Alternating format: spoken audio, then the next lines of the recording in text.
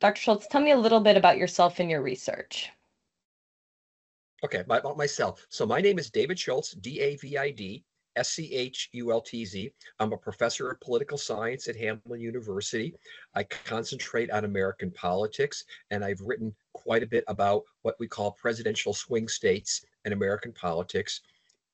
I'm also a professor of law at the University of St. Thomas, and I teach election law. So the combination of specializing in American politics and about American election law uh, gives me kind of a unique perspective, I think, in terms of how to think about American politics. Awesome.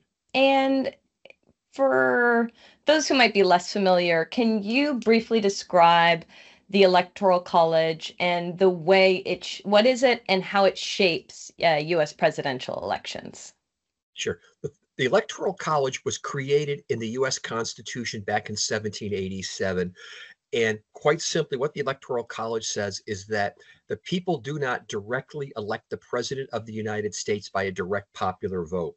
Instead, what the Constitution says is that it is up to each state in the United States to select electors that who will then eventually pick the President of the United States. And each state is given a number of electors roughly proportional to their population. And in order to become president of the United States, you have to win a majority of the electoral vote. So there's a total of 538 electors or electoral votes in the United States. A majority is 270. So as I tell people, it doesn't matter who wins the most popular vote. We've had 5 circumstances in American history Mhm. where a candidate has won more popular vote. It all comes down to, at least in present politics, to one number, 270. In 48 out of our 50 states, what I mean by states, places like California or New Mhm. York or Texas, in 48 out of those 50 states, the electors are awarded in what's called an all or nothing fashion. Mhm. And what we mean by that, whoever wins the most popular vote in that state gets all the electoral votes. This is incredibly confusing, even for Americans, because when I tell Americans and say, it's not about the popular vote, Mhm. it's about the Electoral College, it's about the fact that you don't have a direct right to vote for president of the United States, is indirect. Even for Americans, it's very, Mhm. very confusing. Clearly, every political system in the world is unique. I would argue that we have one of the more complicated ways of picking the president or our national leader compared to most countries in the world. We're not a parliamentary democracy. We're Mhm. not. We don't have a parliamentary system where it's about whoever gets the majority or can form a ruling majority in the parliament gets to pick the PM or something like that. So we're a different type of system. Awesome. And how does electing a president through the Electoral College kind of lead to the creation of swing states? Okay, so what we have is, again, first, we'll do it in sort of several steps here. Remember, to pick the president of the United States, it's not about direct popular vote, it's about the Electoral College. In 48 out of those 50 states, it is a winner take all system. And we know that across the United States, we have significant political polarization. That is, 95% of people who identify as Democrats vote Democrat, 95% who identify as Republican vote Republican. We're pretty firmly entrenched in our views. And given that, across the United States, partisanship or party membership is uneven. There are some states that have way more Democrats or way more Republicans than others. So, for example, a lot more Democrats in California than Republicans. Texas, a lot more Republicans than Democrats. What this means is that in roughly about 44 or 45 states, if you had interviewed me 2 years ago, I could tell you that California in the presidential election is going to vote for the Democrat. Texas is going to vote for a Republican. Florida is going to vote Republican. Massachusetts is going to vote Democrat. In a roughly 44, 45 states, the partisanship is so one sided in that state that clearly, because it's winner take all, one party's going to win as opposed to another. If you add all this up, what we would know even 2 years ago is that a Democratic candidate for president would have somewhere around 230, 234 electoral votes, pretty certain. A Republican would have about somewhere around 228, 230, not enough to get to 270. What means is there was about, depending on your count, 5, 6, or 7 states that are not certain Democrat, not certain Republican. They're about evenly balanced between the numbers of people who identify for one party versus another. Those states carry the balance of power in presidential politics, and in order to win the presidency, to get to that 270, you have to win enough of those swing states to be able to win the presidency. Awesome. Thank you. That's super helpful.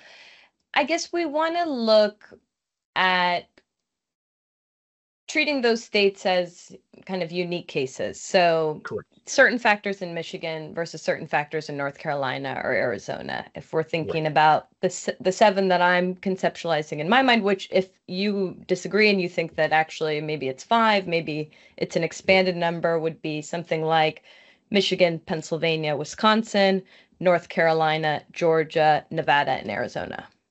Yeah, those are the ones. Those are the ones. Okay. I would put at the top of the list. The top Yeah. 3 would be Michigan, Hmm. Wisconsin, Pennsylvania.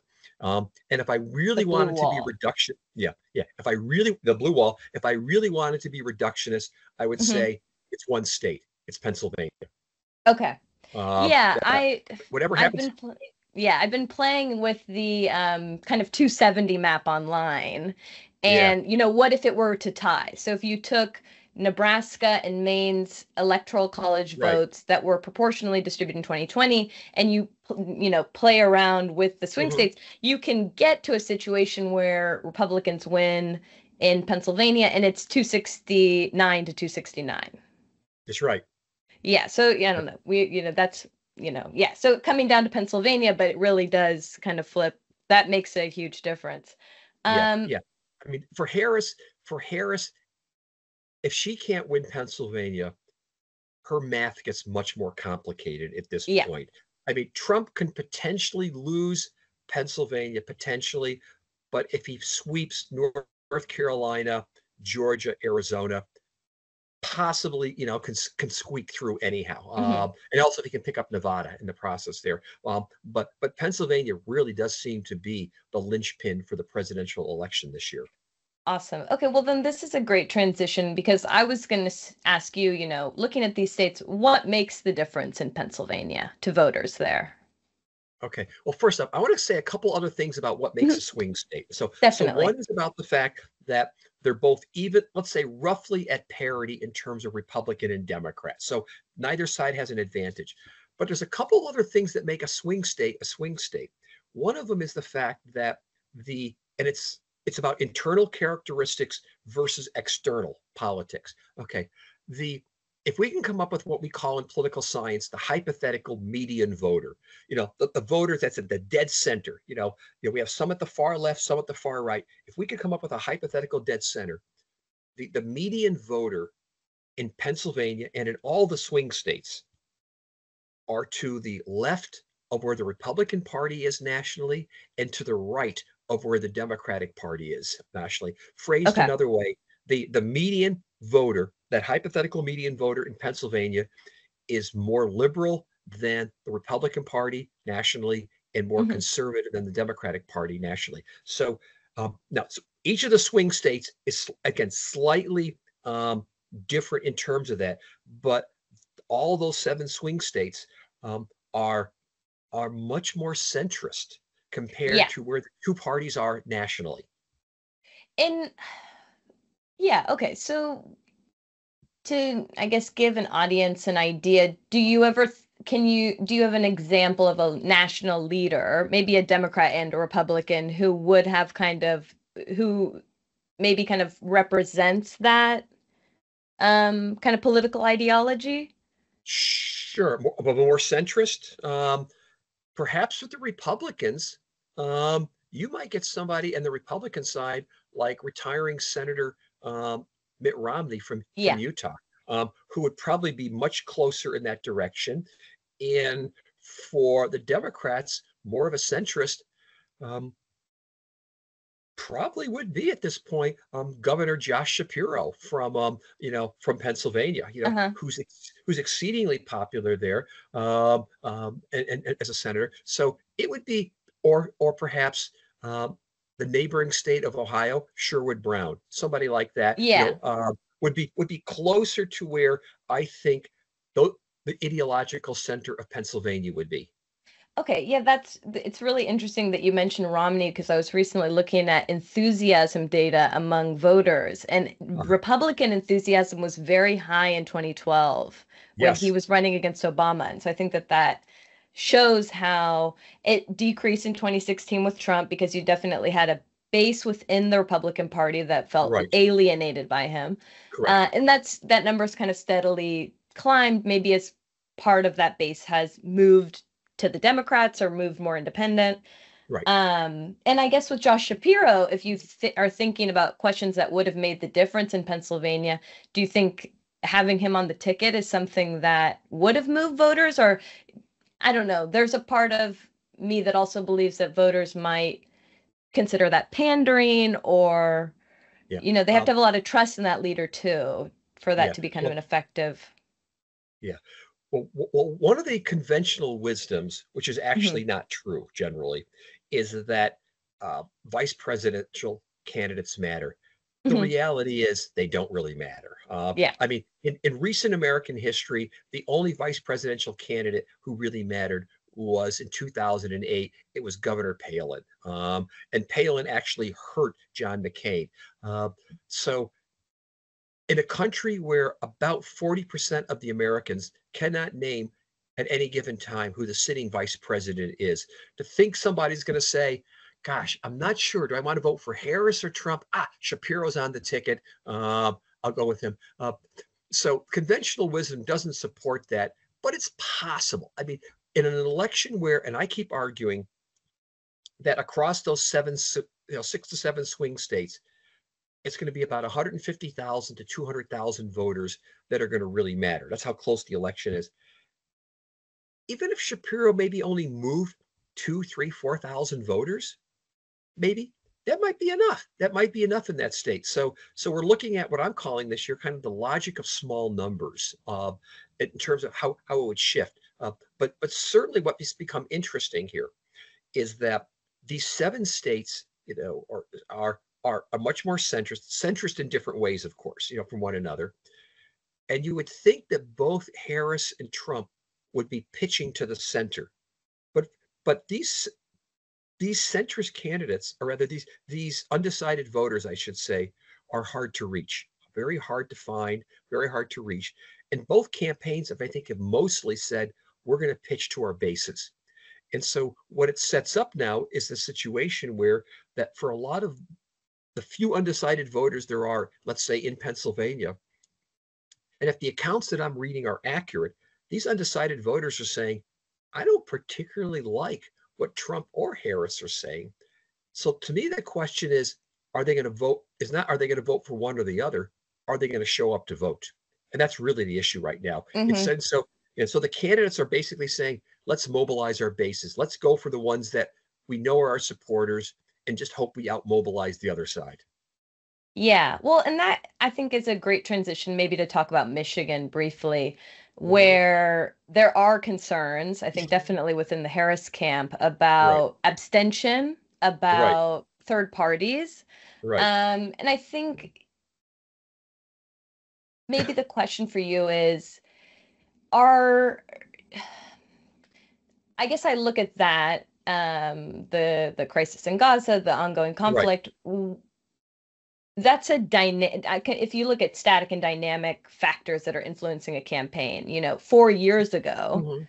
this was not necessarily, that wasn't a focus of the campaign in Michigan. It might be an Sure. issue that people talked about on the campaign trail, but wasn't, center focus. Does that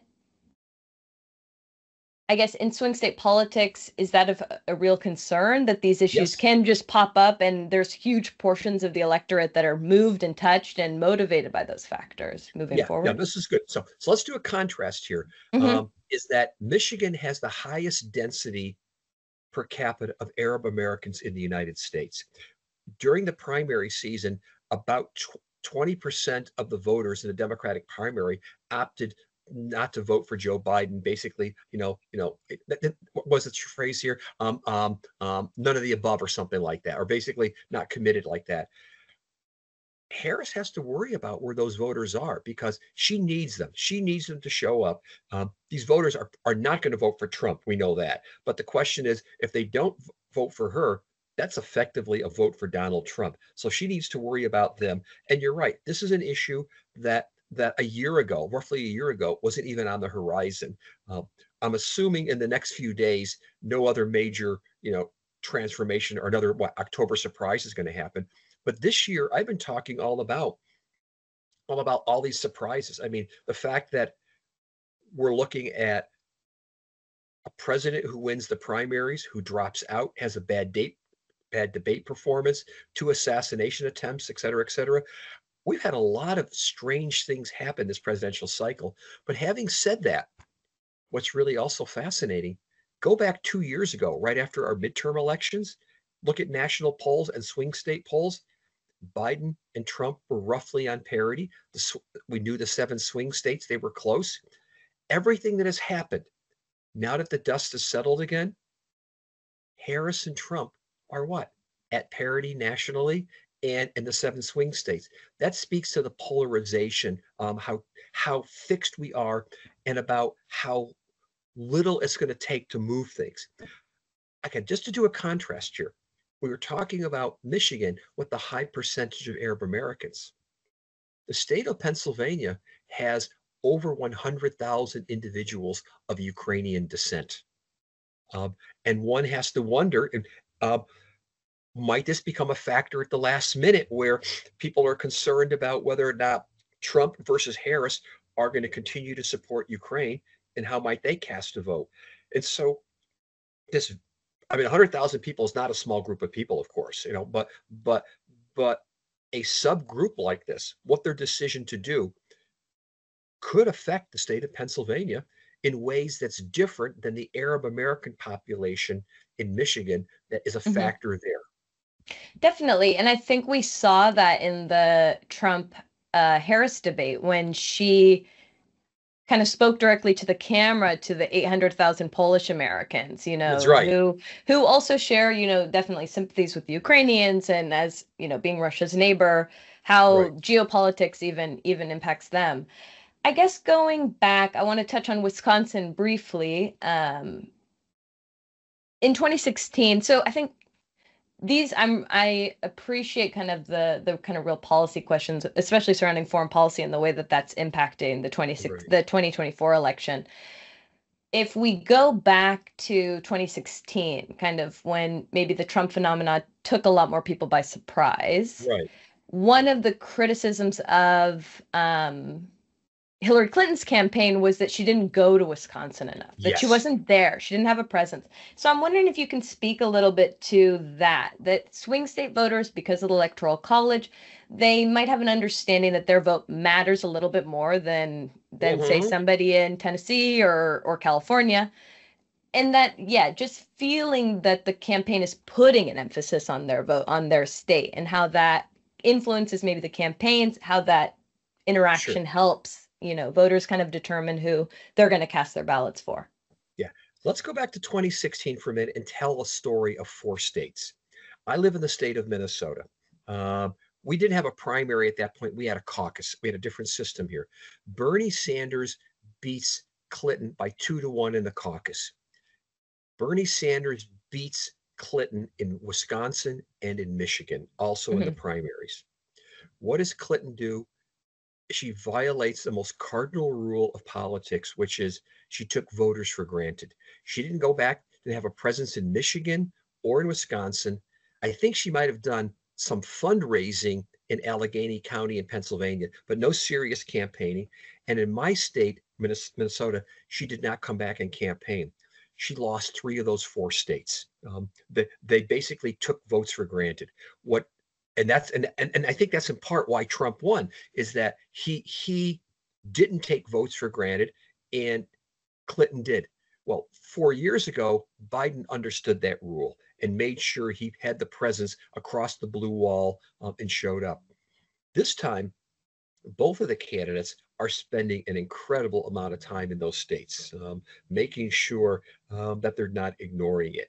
And that, and again, we're going to, of course, see how that pays off in terms of political mobilization and everything come election day.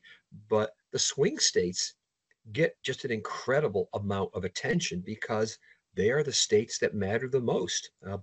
A friend of mine years ago ran some numbers, which I thought was kind of interesting also too, and found that the swing states received a higher percentage of money in federal aid than did the non-swing states also. Wow. Which shouldn't surprise us because Mm-mm. these are the states that put that president over the top. And so what are they going to do? They're going to reward those states that were important to them. So the voters get more attention, the states get more money. If I want to be a little I don't know, cynical, the major for-profit broadcast networks in those states love it because they get an incredible amount of revenue streams from political commercials, but they certainly get way more attention. And policy is in many ways directed more to try to win those states over than perhaps the other states. Hmm. Yeah, definitely. I mean, the federal aid question, I think, is something that's always kind of toying in the back of my head, where if you are relying so heavily on these voters Yeah, and you don't deliver for them and yeah, you're seeking reelection, that's gonna have some consequences possibly down the line. yes, I guess, just to quickly touch on some of the Sun Belt states, when I look at states, those blue wall states, Michigan, Pennsylvania, Wisconsin. I went to college in Ohio. There's something kind of about maybe deindustrialization. There's something right, about people in people searching for a new future, in sure, this more globalized world. right. Um, I think there's remnants of that or pieces of that perhaps in some of these other states, but I'm wondering if you can maybe speak to the electorate of an Arizona or a Nevada. What exactly is going on there? What are you looking at when it comes to those voters? Okay, so a great contrast, by the way, the blue wall states are deindustrializing and Hmm. also losing population. Their Ah, population exodus. The Sun Belt states, Georgia, Nevada, Arizona, are high growth states. okay. What we're getting is across them is several interesting things. For all 3 of them, the percentage of the population, sorry, for all 3 of them, the percentage of the populations that are college educated is growing. The percentages Hmm. of persons of color is growing. Their economies are growing. They're attracting new people in. And that's changing the demographics of those states in significant ways. If you look at a state like Georgia, it stands out for having what among the southern states the highest percentage of people who are African American, and African Americans are far more likely to vote Democrat than they are Hmm. Republican. We're looking at like the Atlanta area, Athens, Georgia area, where the University of Georgia is highly educated, Hmm. and we're seeing increasingly Democrats are attracting highly educated, college educated people. Arizona, you've got Arizona State, you've got the University of Arizona, high Hmm. growth areas attracting people. Arizona has a fairly high percentage Hispanic. We Hmm. have Nevada, also high growth, high percentage Hispanic, maybe not quite as dominated by colleges, but University of Nevada, Las Vegas is attracting people. Hmm. So we've got clear different um, um, demographics. And I would Yeah. even throw in, by the way, let's one that you didn't mention is North Carolina. North Yes. Yeah. Carolina Yeah. is also high growth. Very high percentage college educated, as you have in the Research Triangle area, which is the Hmm. Raleigh-Durham area. You've Definitely. got you've got NC State, you've got University of North Carolina, Chapel Hill, you've got Duke University. Hmm. We're attracting a lot of high tech there. So these are states let's say those southern states have very, very different demographics than do the blue wall states. Yes, definitely. That's yeah, the higher education element is something that a friend of mine from North Carolina had pointed out as one of the factors, and I think that that is really interesting. Um, I guess with changing demographics generally from state to state, do you see more states kind of turning purple in the coming decade? Do you see, or maybe some of these places where some of these swing states maybe stabilizing a little bit more, or Yeah. Well, clearly, swing states don't stay swing forever. I yeah. mean, for example, the state of Missouri was the perfect swing state for Mm-hmm. 100 years. I mean, the entire 20th century, how Missouri went, so went the country. Um, but demographics do shift states. Now, the first thing I also want to say is demographics are not destiny. I mean, one of Mm-hmm. the mistakes that Democrats made for years is thinking, well, the growing demographic shift in America means inevitably it's going to be all for Democrats. Well, no, you still have to have a good campaign, a good Yeah. candidate, a good strategy, et cetera, et cetera. Okay, but if we look at it, I mean, first thing to think about here is the gradual or significant depopulation of rural states across the Mm-hmm. United States. And that's just across the board, no matter what. It's going to happen. I mean, states like the North and South Dakotas and places like that, they're just depopulating right off the bat. And even within states, the exodus from the rural areas to the Mm-hmm. urban area. So all of them are going to be undergoing shifts over the next few years. But if I were to look at um, again, a state like Pennsylvania, up until Trump won it a few years ago, it had voted reliably Democrat for many, many years. Yeah. And finally, it shifts because of all the shifting populations, the deindustrialization, and so forth. If I'm looking down the line for states that I would pick as potential swing states in the future, my three would be Texas, South Carolina, and Montana. Yeah. Now, the Democrats keep thinking Texas is flippable now. I taught in Texas for years. I was in San Antonio, Texas for many years. So I know the Mm-hmm. state reasonably well. I've always said that Texas is probably not seriously in play at least until 2028, Okay. maybe even a little bit later. But the demographics are clearly shifting there. South Carolina, it's attracting a lot of people moving down to South Carolina, Mm-hmm. partly because of the schools, partly because of the weather and so forth. And Montana, which has been traditionally a very Republican state, except for John Tester, has Yeah. become kind of a mecca for the skiing population for young Yeah. people. So those would be three states that I would kind of pick. And also, I was going to say Montana. Since you lived in California, you know this. Yeah. Montana is benefiting from people leaving California's high cost of housing Yeah. and Yeah. saying, "Oh Yeah. gosh, I can move to Montana. I can get a pretty decent house or condo or something for about probably like you know a third of the price or something like that." Yeah. Definitely. Yeah. Um, let's see here. Sorry, your image froze briefly. But yeah, no, I think yeah, Montana, I think in North Carolina, uh Mhm. are interesting states, in Ohio too with Sherrod Brown, kind of who you mentioned Right. earlier, because I think one of the factors that is kind of being discussed and is interesting is split ticket voters, people who Right. might Right. vote for Tester but will vote for Trump, people who Right. want to vote for Josh Stein but also will vote for Donald Trump. You Right. know, these people who maybe, and that back to your point about kind of maybe in these states people being more centrist, is that they can see policies from different candidates that are attractive to them. And Yeah, yeah, yeah. I suspect, although I can't prove it, it'd be great to do the data.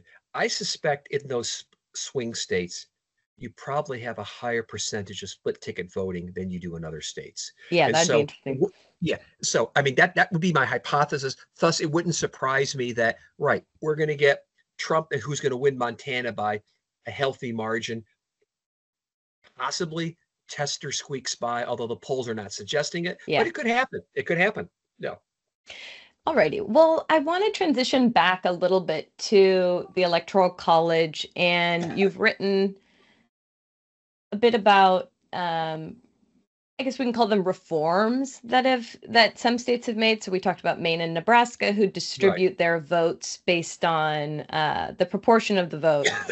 Right. Can you describe maybe the differences between that proportional distribution and the winner takes all Sure. method Sure. that's in most of the states that most states use?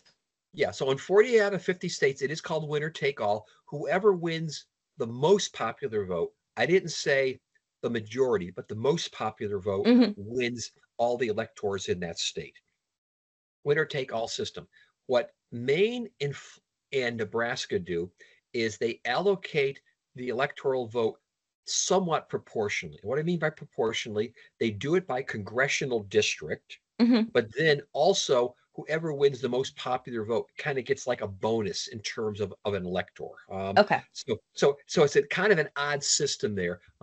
But but those two states, if I were to say it's more proportional, it's possible to still win like an elector in Nebraska, even though it's a state that's overwhelmingly Republican. The Hmm. Omaha area is a congressional seat, and likely that Omaha will vote for did voted for Joe Biden, and likely will vote for Harris, and so that's proportional. Now, if we think about the Electoral College, about 60 to 65% of the American public says, let's get rid of it. It's not fair. We don't like that Hmm. idea. Uh, its efforts to remove the Electoral College have been the most popular form of constitutional amendment, or the most Wow. frequent source of constitutional amendment in Hmm. American history. But to get rid of the Electoral College, we'd have to amend the Constitution. Yeah. To amend the Constitution, it would take 2/3 of both houses of Congress Hmm. and 3/4 of the states to agree to do that. Because of our polarization, that's unlikely to happen because even though about 65% of the American public wants to get rid of it, uh, 70 75% of Democrats do, 60 65% of independents do. The Republicans like it. The Yeah. Republicans like it because it's working to their advantage. So it's unlikely it's going anywhere in the near future. What I've argued for is sort of a second best option. And it's Hmm. to say we should basically have the Maine and Nebraska model across the entire country, Hmm. because that model of proportionality is not dictated by the Constitution, it's dictated by state law. And it would be a lot more fair because think about it right now. Uh, what state in the United States has the most Republican voters? California. Uh, but because there's so many Democrats, Hmm. Republicans have essentially not had a say in presidential politics in years. Or there's a lot of Democrats in Texas, but they don't have any say. So the Electoral College essentially, or effectively, I'd say effectively, disenfranchises minority parties and minority voters across the United States. And so a proportional system might get us something that's a little bit fairer than what we currently have. And do you see that? I think reading your article, I found that the argument is really compelling, but that almost that political polarization, even though it's a less extreme solution than abandoning the electoral college altogether, you still kind of run up against partisan politics. I Mhm. put myself in the shoes of a Republican member of the legislature in Texas or a Democrat in Mhm. California. What incentive do I have to give those Republicans or those Democrats a voice or a greater voice? And that really there would need to be a need, I think, in this argument to put party or put country before party Yeah, yes, and the yes. will of the voter above, my political consideration or my party's political considerations, perhaps. No, you're absolutely correct. There is no political incentive to do it. I mean, it would be country above party. There would have to be demand among the voters in the state to want to change it, but it's not likely. Okay. The only scenario that I see in the near future Hmm. that might change the calculus, if a Democrat were to win the Electoral College but lose the popular vote. If a Democrat were to Win the win Electoral the electoral college but lose, so yes, so when you talk about Texas possibly being in play in the next Yeah, decade, yes. there could be momentum from Republicans who maybe say, okay, maybe it is time to give this up. Right, right. And so let's imagine a scenario that Harris wins 270 but loses the popular vote. I could see suddenly a lot of Republicans now saying, hey, this system that was working for us for so many years is not working for us anymore. And your Texas example, I think, is absolutely perfect because I'm going to guess that within a decade, that there's a good possibility it's going to flip Democrat. Hmm. And at that point, now we're going to have arguably, the second largest state in the United States, along with California, the largest, are going to be certain Democratic states at that point, unless something happens with California. The Republicans are going to be at such a disadvantage. I can see them wanting to change it. A few years ago, when Pennsylvania was consistently Democrat, uh, there was movement in the Republican state legislature in Pennsylvania to go to proportionality. Sensing that exact same thing. So that's what I think it's going to take. It's going to take some kind of shifts like that before I think there's a real serious movement either at the national constitutional amendment process or within states to make a shift. Before kind of, the what are you going to be watching for on election night? We do have a lot of questions from our Spanish colleagues on why it takes so long to tabulate the vote in the United States compared to so many other countries. I don't know if you have any insights onto that. Sure, sure. First off, all 50 states govern their own rules regarding how to cast ballots and how to count the ballots.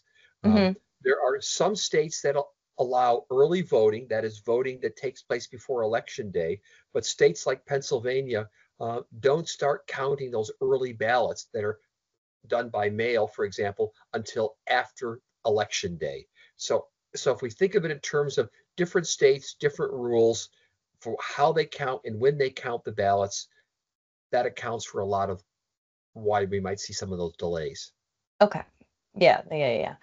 We think, I don't know, here there's so many theories. Well, it's just a smaller population. It's this, it's that. But yeah, those differing rules, Yeah. definitely. Also, looking at this, I just don't want to miss anything.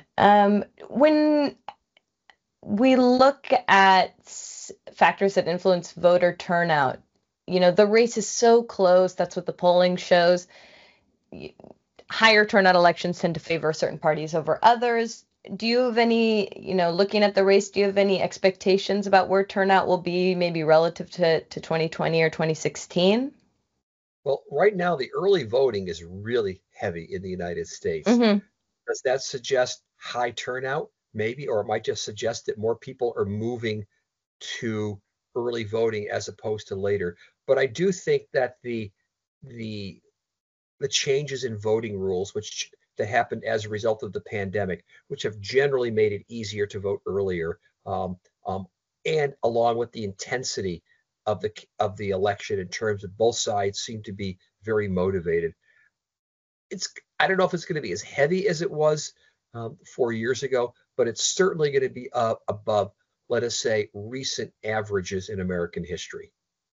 Perfect. Okay, thank you. And then the final question that I have for you is, what are you going to be watching for on election night?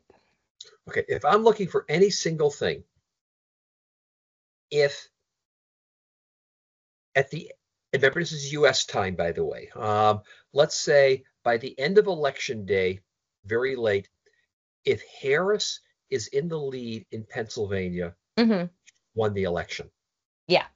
Okay. Yeah, that's my biggest sign at this point because almost all that early voting is probably going to be coming heavily from Yeah. Philadelphia, which is going to go probably 80% for Harris. So if she's in the lead in Pennsylvania or very, very close at the end of November 5th, she's probably won the election. The other thing I'd be Perfect. looking Hmm. for, if there's heavy turnout by people under the age of 30 or by women in general, that's also a sign for Harris.